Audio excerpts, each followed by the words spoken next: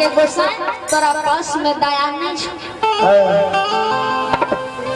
ए हो गोसाई एहना तू हमरा 12 बरस बिना अन्न बिना जल बिना जुड़ी छाहर के 12 बरस बन के दिल के लिख देलो कल के गोसाई नगर कॉपी में हमरा कंचन गया है कोढ़िया गात बना दे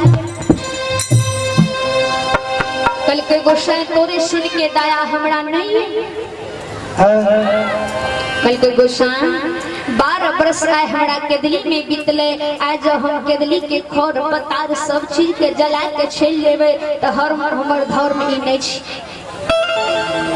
कल के गोसाई पहले जहने केदली रहे ओहने बनावत तब जना स्थान कॉपी के गेलियो और नहीं त नहीं जेबे आइए आप मेष पंजार आइए आप मेष पंजार ग्राम गणेश स्थान ए मालिक ने कानून के दान दिया है इस महंतनी को लाख लाख धन्यवाद महंतनी बाबू की जय हो इस परिवार की जय हो बाबा यो लागल ये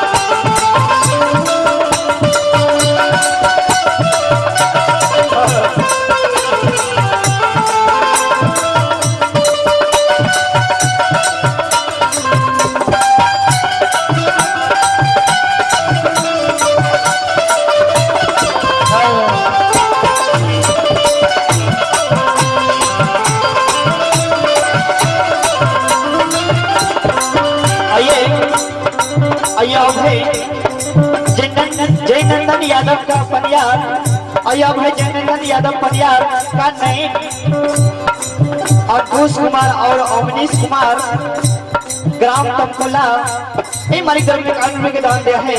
ऐसे महादानी को लाभ लाख धन्यवाद। महादानी बाबू की जय हो, उनके समस्त परिवार की जय हो।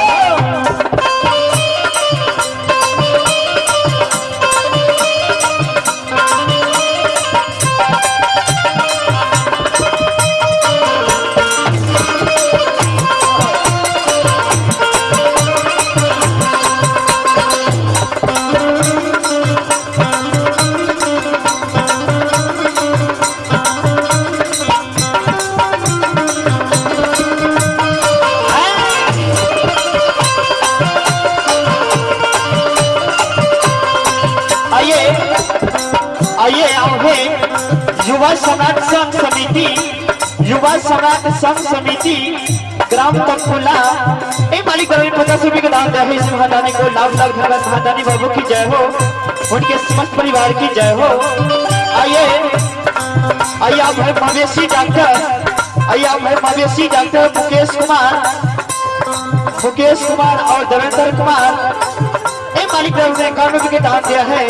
ऐसे महादानी को लाख लाख धन्यवाद। महादानी बाबू की जय हो, उनके समस्त परिवार की जय हो। आइए आप भाई नारद यादव का सुपुत्र, आइए आप भाई सुधीर यादव और राजकुमार और आदेश कुमार ये मालिक ने 101 रुपए का दान दिया है। ऐसे महादानी को लाख लाख धन्यवाद। महादानी बाबू की जय हो, उनके समस्त परिवार की जय हो।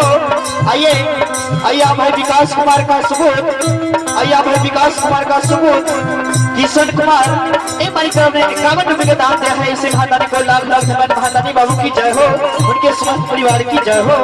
आइए युवा सम्राट संघ समिति, युवा सम्राट संघ समिति ग्राम तमकुला ये मालिक ने 501 रुपए का दान दिया है। ऐसे महादानी को लाख लाख धन्यवाद। महादानी बाबू की जय हो, उनके समस्त परिवार की जय हो।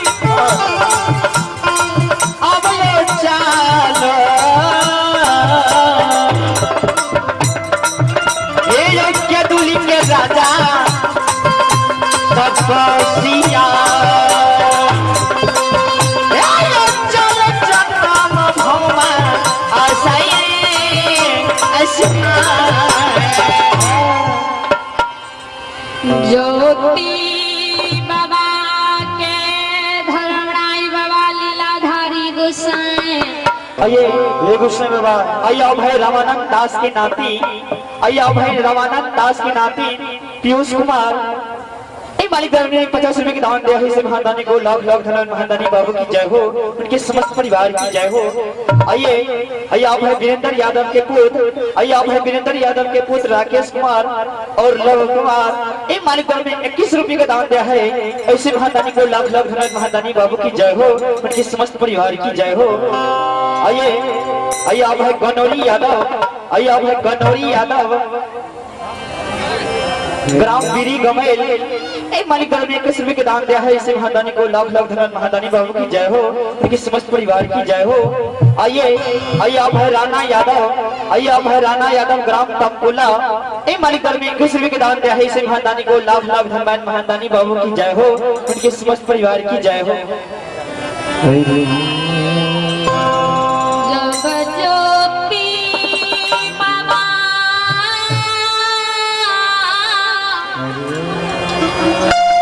आइए अब है दीपक राम और मनीष कुमार। एक मालिक ने 21 रुपए की दान दिया है। महादानी को लाख लाख धन्यवाद। महादानी बाबू की जय हो, उनके समस्त परिवार की जय हो। बाबा धनाई लीलाधारी के शब्द सुन ज्योति बाबा। आइए अब है मुकेश शर्मा और अशोक मंडल। एक मालिक ने 51 रुपए के दान दिया है। महादानी को लाख लाख धन्यवाद। महादानी बाबू की जय हो, उनके समस्त परिवार की